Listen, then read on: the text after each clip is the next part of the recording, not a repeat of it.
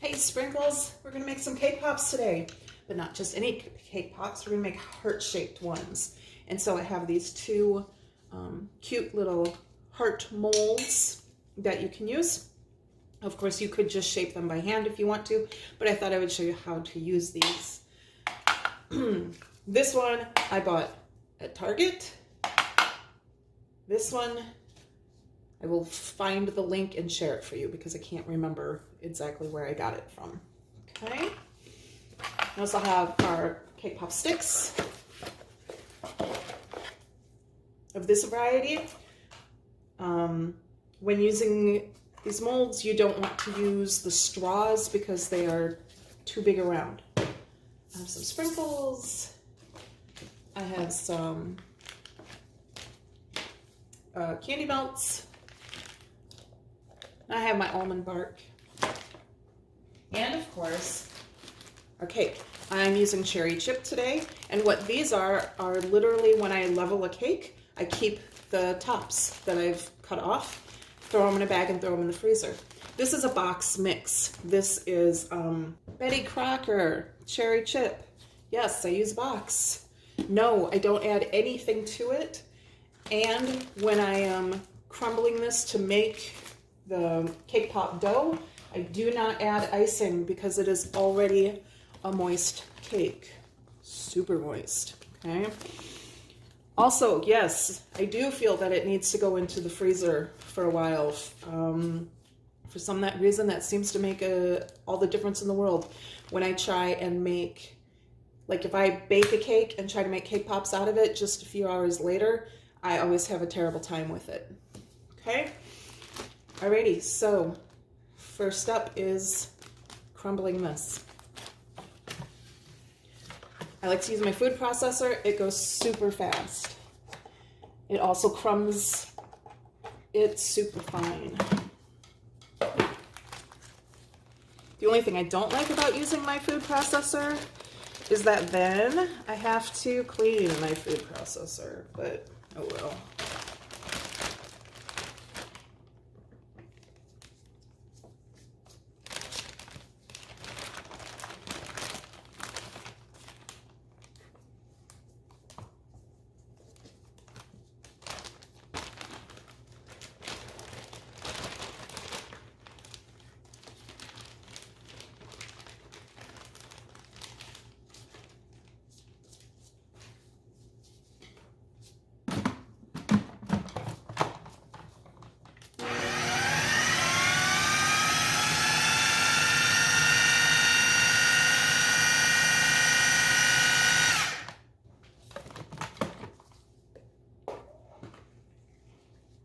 Okay, so I have a very fine crumb now, which is nice.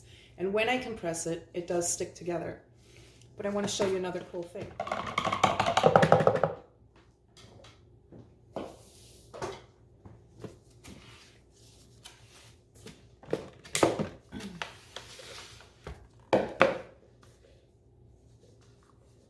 Alright, so now I'm just going to get my hand down in there and I'm squishing it. You can transfer to a bowl if you don't want to do this in your mixer bowl, but why dirty something else, right?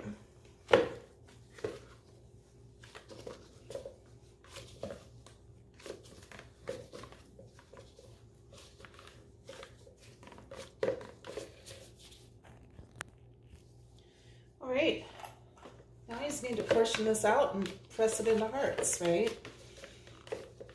When I normally make a cake pop, I use this scoop. I press it in there.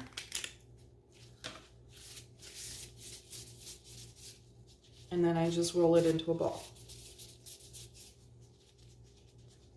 Okay, we want heart-shaped ones this time. So I'm going to take this. I'm not spraying this or anything like that. You need to put the ball in there, and I kind of pinch it around to get it in relatively the right shape, and then I press down. So all that excess just goes back in the bowl.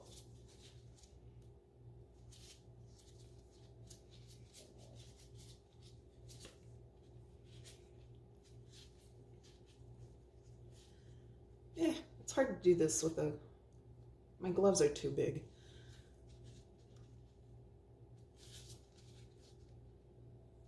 And out she comes. Just clean up those edges a little bit.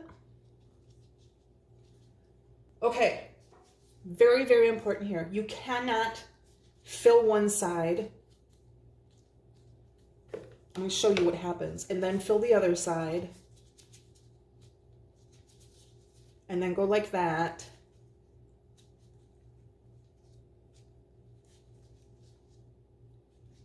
Okay, so it looks okay now, but here, there you can see the crack, okay? What I have found is that then when I go to put a stick in, it tends to crack in there, okay? Sometimes you're lucky and sometimes it doesn't, but you can see where it starts to split even more, okay? I don't have that problem when I just start with a ball and press it.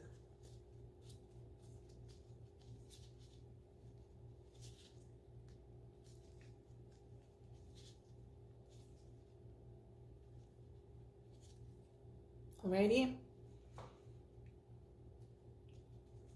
So you have your seam, but you don't have a crack down the side. Cracks are no good. They will only cause you frustration. Okay. And then we have, that one will be good. They'll be squish out, but that's okay.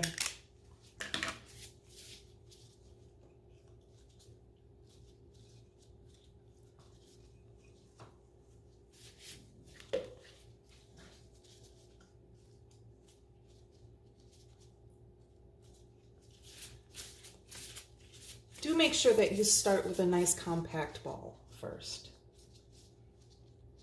and go from there.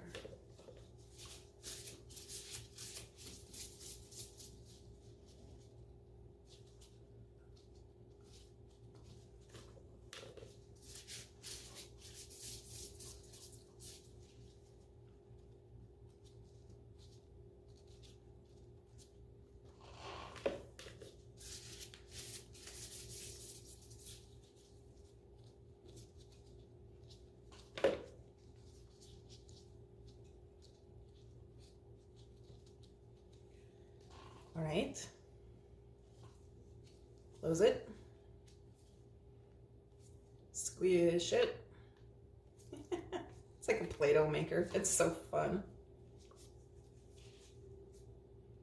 Speaking of Play-Doh makers, if you still have Play-Doh sets in your house and your kids never use them anymore, go through it and look at those Play-Doh molds, okay? And see if there's anything you think would be fun cake pops. And then just throw it in the dishwasher and wash it, sanitize it, and put it in your cake tools box, you know? I mean, I have one that's tires. I have the Cars characters. I have like cupcake shapes and I mean, just all sorts of different things, okay? All from Play-Doh sets. All right, so then when you open this up, here's our hearts, and you can see we had squish out down here.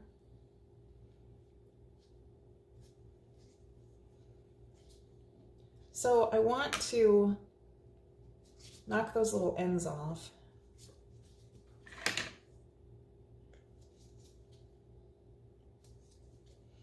And the thing I like about this one is it actually has an opening for you to insert the stick while it's still in the mold. Okay, so I'm going to close that up. I need to melt my chocolate, and I'll be right back. All right, we're back. So my chocolate's all melted. Now, this is actually not chocolate at all, okay? Almond bark has no cocoa in it. It has no cocoa fat in it. It's more of it's a vanilla candy coating. But for ease, I just refer to it as chocolate, okay? All right, so my cake is still in there.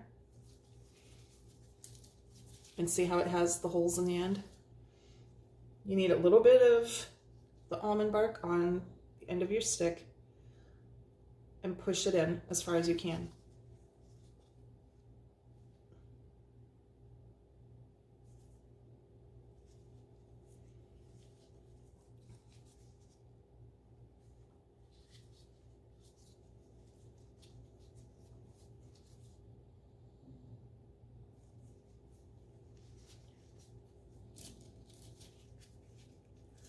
So putting the almond bark on the stick and making sure that you're pushing it in as far as you can is what's going to help hold the pop on the stick when you dip it later.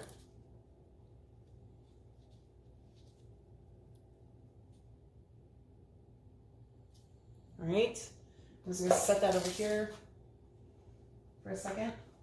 These other ones that we did, I'm going to do the same way. The only difference here is that it's not in the mold, okay? So I am pushing that stick. All right, we'll hold up another one. So you can see how much of the stick is in the cake pop. All right, that's important because if you only have your stick in like this, there's just no way that's going to stay on when you're dipping it, okay?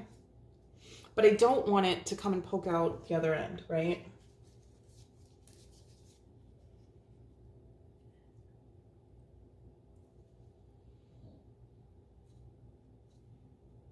So like I can tell how far the stick is in because I can feel it with my hand. Like I feel the cake bulging.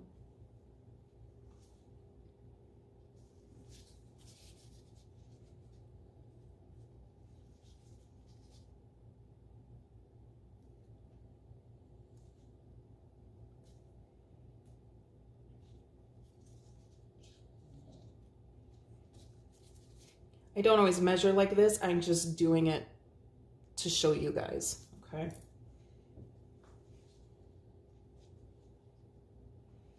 Okay, back to this one. Shift things around. So we're gonna open it up and take our pops out. And then I always like to smooth those seams off or down because they will show in your dip, you know. Let's do from that side. That's the side I stuck in first. Just be gentle and wiggle a little bit if it's not coming out. I have quite the fault line in that one, which could potentially be a problem. I'm gonna leave it and we're gonna dip it. And I'm actually kind of hoping that it falls apart so I can show you why you don't want to just ignore those.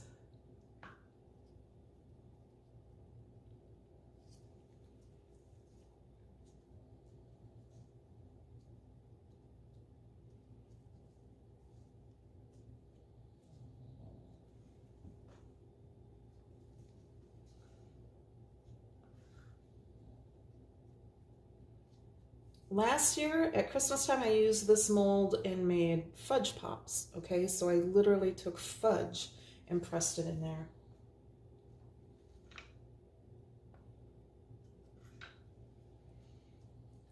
You could do this with brownies as well. You just do the exact same thing we did to the cake with brownies. They are a bit more greasy though. So sometimes that's a problem. Okay. All right. I feel that having something like this is essential to success. Basically, you can just put your sticks in it and they stand straight up. All right. You can do a styrofoam block, but you need to set it in a pan or a heavy bowl or something like that so that when you set your first stick over here, it doesn't fall over. Okay. Don't do the colander thing. It's just a mess. Okay. All right, make sure you can see everything.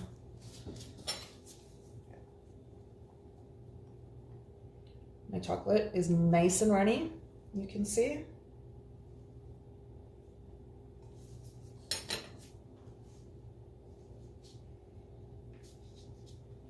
All right. Watch, okay? Pay attention. I'm putting one side of the heart in, and I'm pulling it out, and then I'm putting the other side of the heart in. And then I just have to move it around because you want all of the cake covered. You don't want there to be, you don't want to see any cake, not even around the stick, okay? Okay, now hearts are a little different than just a round ball. And I'm just wiggling and shaking to get the excess off.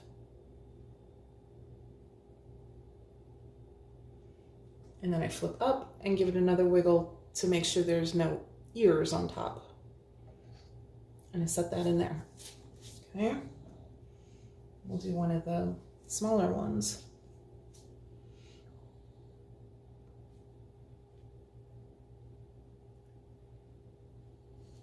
So I'm not actually turning, like I'm not putting the cake pop in and turning on the stick like this to coat it. I'm coating a side, I'm lifting it out, I'm putting it back in, I'm lifting it out, and putting it back in.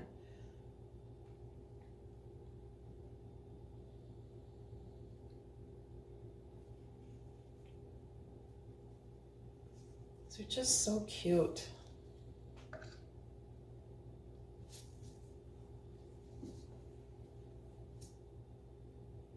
Okay, you watching? Putting one side in, getting it all the way to the stick. The other side in, all the way to the stick. Move it a little bit if I need to get the coverage on the bottom.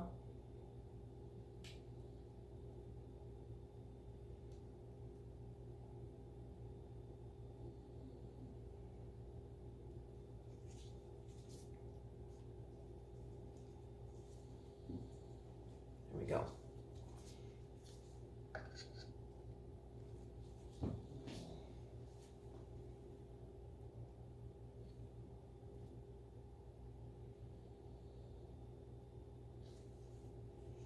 I highly recommend using almond bark for beginners, okay? It comes in the vanilla flavoring or in a milk chocolate flavor. And almond bark is specifically meant for this type of project, okay? It's meant to be melted, used as a coating, and then let to harden, to set up, okay? Like baking chips, chocolate chips or stuff like that, or a Hershey bar, things like that, they're not meant for this. You can make them work, but I'd rather not get into that right now. Maybe some other time I can teach you how to make those work if you're in a pinch, but just being careful where I place them so that they don't touch each other.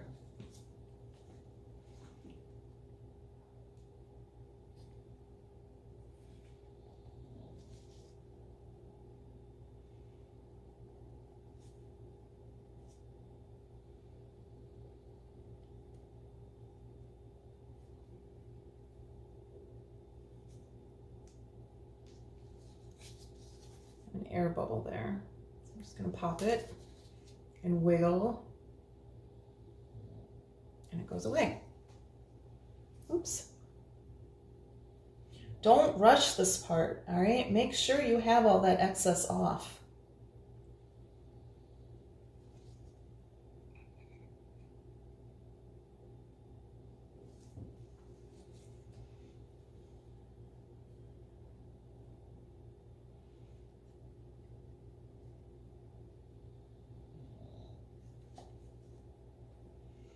Okay, see this tiny bit right there? I don't even want that.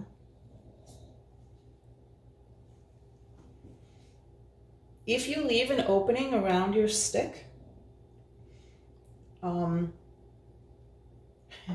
let's see, how do I want to describe this? The oil in the cake will leak out through that opening by the stick, all right? The not so eloquent way of putting it is that your cake pop poops, okay? And nobody wants that.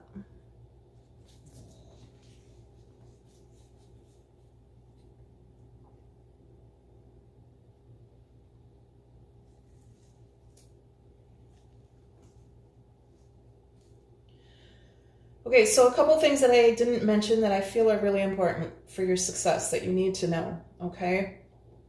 My cake had been frozen, and then I thawed it, but it was still cool to the touch while I was working it, okay? It's still cool to the touch. That makes a difference. All right, because you notice I did not put these in the fridge. Okay, you know what? This is that one that had the crack in it. And I'm having difficulties with it because it wants to come off of the stick. So I'm just being super gentle with it.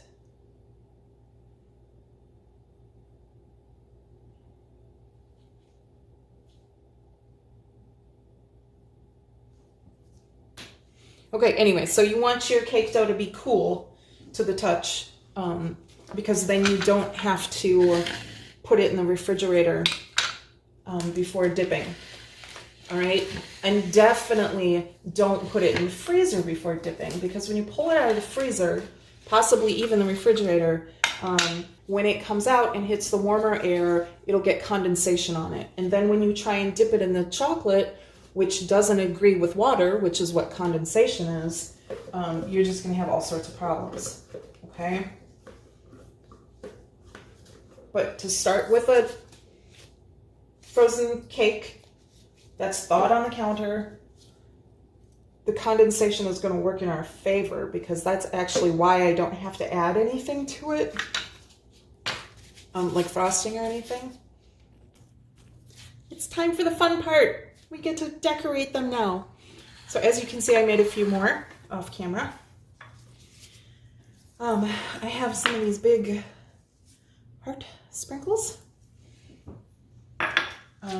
These, like before I found these, I had made my own with fondant and my tiny heart cookie press thing. Some awesome fun sprinkles. My clean tray, and I'm going to sprinkle over the tray and drizzle over the tray. Actually, hold on a second. Okay, I just want to rearrange a little bit because I want a tray to drizzle over and a tray to sprinkle over. That way the drizzles that get on this tray, I can let them harden and then I can just add them back to the bag and remelt and use.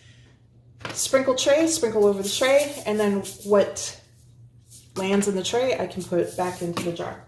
Okay. This is my pink almond bark. All right, so I'm going to decide which side I like better. Uh-oh. That already stiffened up on me.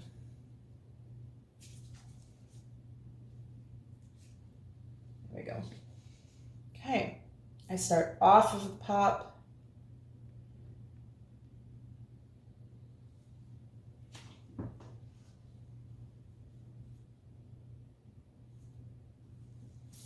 What sprinkles you use is entirely up to you.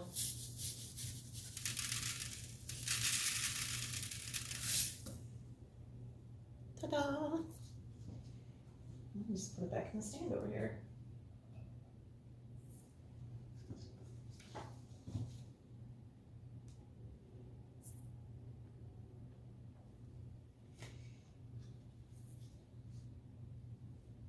You always put your big sprinkle on first, and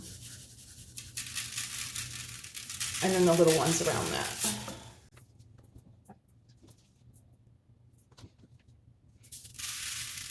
I did fewer lines on this one because I wanted to show you the difference in how that looks.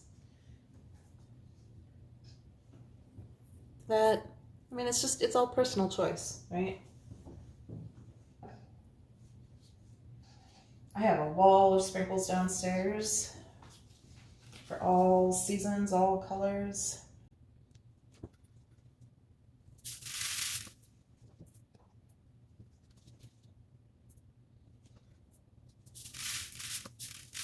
I leave them one-sided, but you, of course, could flip it over and do the same thing on the other side.